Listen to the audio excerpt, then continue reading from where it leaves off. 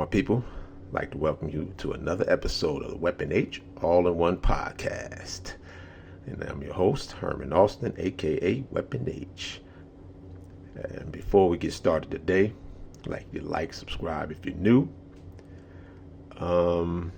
Today we're going to get into, I'm sure a lot of people have seen the passing of Irv Gotti. But what I want to kind of dive into is what kind of led to that situation. I mean, they didn't release a cause of death, but we do know that he has been struggling with diabetes for quite some time. And it was interesting, you saw in the episode of Drink Champs, when they asked him, is he getting his diabetes under control? And he said no. It's like something he's just stick with, and he's living with. He's stuck with it. And they asked him about his diet change, and his response was, I'm just going to live my life. So for me, that said a lot of things. It just says that, look, he wasn't going to change at this point. And that, for me, struck a chord, because you sit there and, like, it's something, I don't want to say simple, but it's something as just changing what you're eating could prevent you from having an ailment that could cause all types of problems. So I know I've said it in other episodes where food can be an addiction. If that is not a stone outright showing of just not being able to, or just say just an outright showing of addiction, I don't know what to tell you what is. I mean, he knew that his life was on the line. He had even suffered a stroke at that time from complications from diabetes. And you still didn't want to change your eating habits. So that goes, for me, into showing you how much of an addiction food can be. People look at other things as a bad rap when you talk about alcohol and drugs. And in a heartbeat, people has no problem saying that's an addiction. You're addicted to it. It eats away, the alcohol eats away at your liver if you overdo it. The drugs eat away a whole bunch of other things. Depends on what kind of drug you're on. And yet, we still haven't come to terms of food being an addiction. So, for me, it just kind of makes you sit back and place a priority. Like what is the priority? Ask the question. What is the priority? We didn't say you can't enjoy anything at all, but to the point where you're losing feet, you're losing hands, you're having strokes. I mean, all kinds of issues going for something that you can actually have control over. There's sometimes you get things that you have no control over. You can try to fight it, you learn to live long day, but this is something that you actually have control over. So why is it that we are unable to stop? Why is it that we can't be realistic about it and understand that it is an addiction? Because we don't want to say that. That we do not want to say. We never see anybody saying that I'm addicted to food, or I'm addicted to fried chicken, I'm addicted to eating in a certain way, when in all actuality, it is actually, that's the case. And people, oh no, I'm not addicted. I can stop anytime I want. So why is it that you can be told, okay, you have a certain disease, or you have high blood pressure, you have in that case diabetes. I mean, you a variety of things that you can just regulate by changing the way you eat. Why is it that some people may stop for a little while just to get everything under control, but then they'll jump right back? It's called a relapse. Whether you want to admit it or not, it's called a relapse. So why is it that food gets a pass when other substances do not? These are questions we have to start and begin to start asking. One, why does it get a pass? I mean, even if you look on, this month is Red Heart Month, or Red Month, where you're taking care of your heart. Then you can go to the American Heart Association, and the stuff that they're telling you to eat are some of the things that will cause a heart condition, that can clog up arteries. How is that even possible? Is it more to it? Is it a money thing that keeps these things from being talked about, that keeps these things from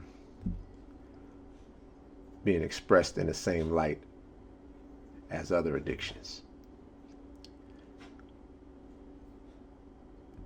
Because this is something that is promoted more. You see this on TV every day. You see it on the internet all the time. You see all types of commercials for food. Can you imagine the type of hit that they would take if it comes out that the food that they've been serving is addicting? So of course they're not going to willingly admit to that, because it'll affect their money.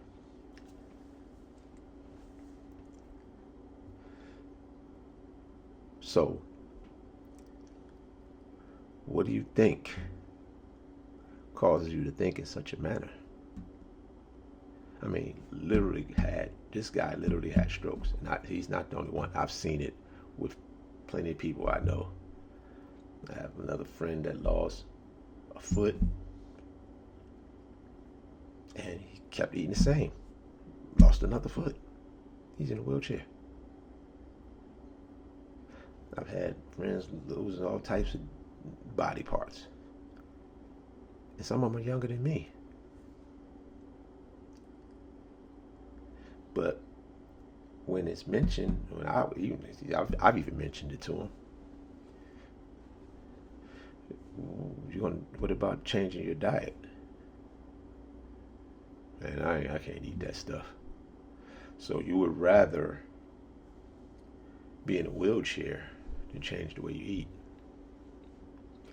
You would rather have crutches, canes, than change the way you eat. Stuff like that, for me, is a wake-up call, but the reaction is even more alarming, because you really don't see the sense of urgency when you're seeing all these people in their 40s and 50s dropping off, and you're seeing them with all these illnesses caused by just the way you eat. It's no alarm at all. It ain't really, or denial. I see a lot of that.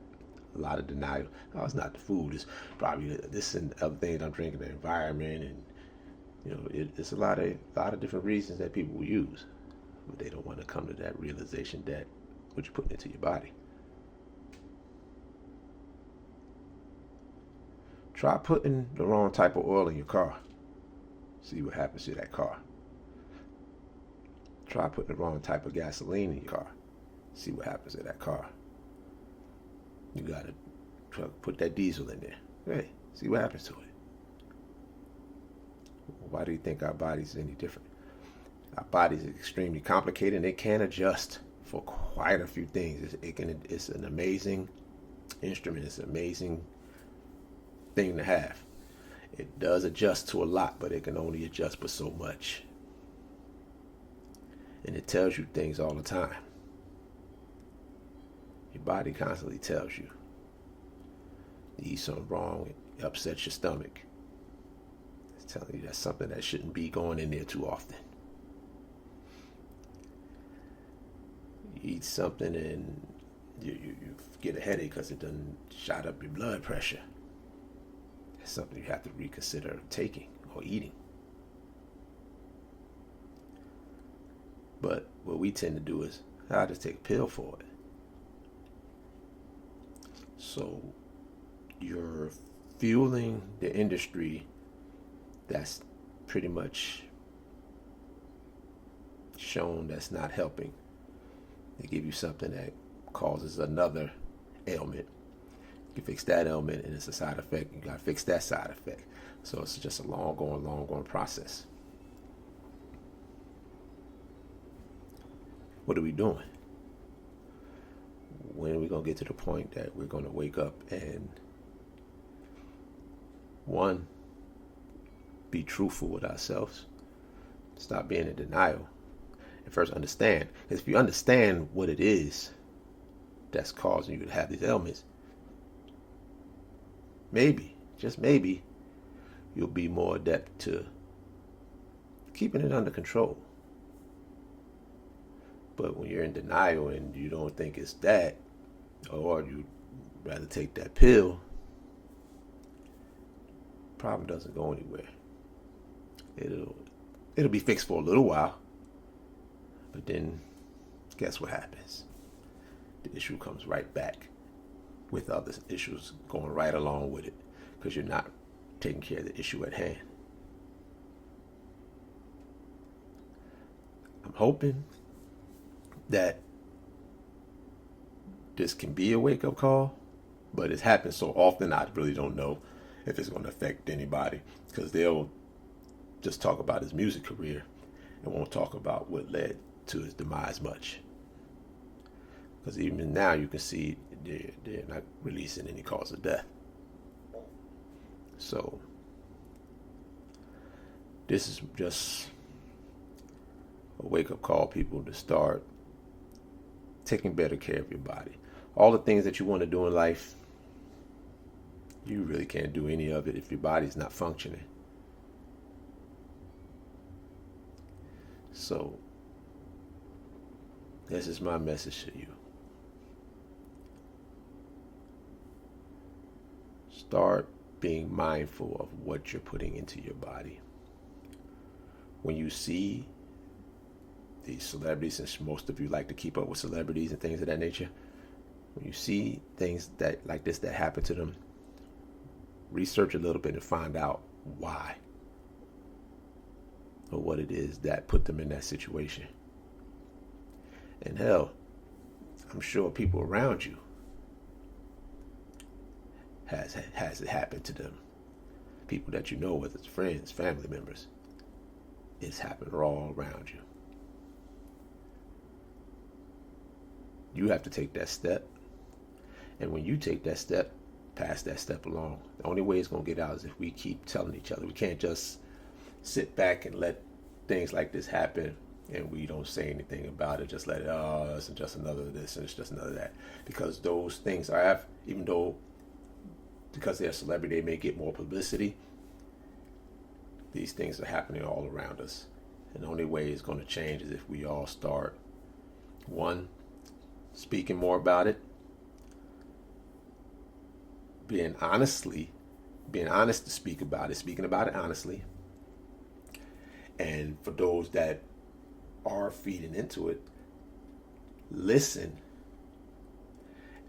take responsibility, don't be in denial, actually listen and take it in.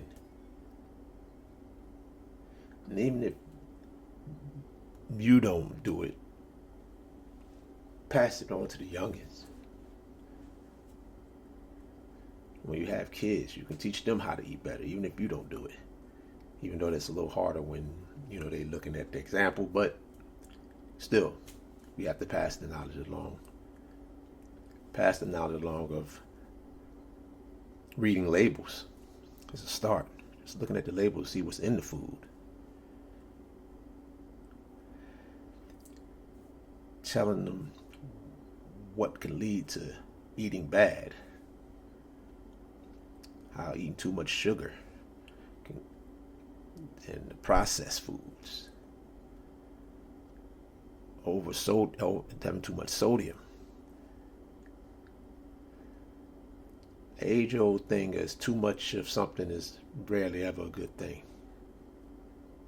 So we just gotta be more mindful of how we take care of our bodies.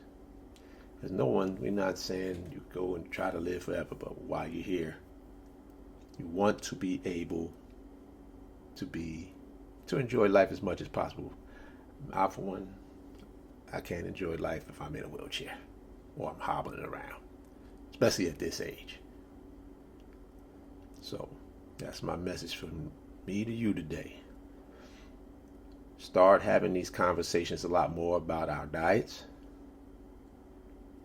Start having those conversations about better ways of eating and taking care of your body, food, exercise, breathing techniques, mental exercises, meditating, all of these things to help bring about a better you. So, thank you again for joining in another episode of Weapon H, all in one podcast.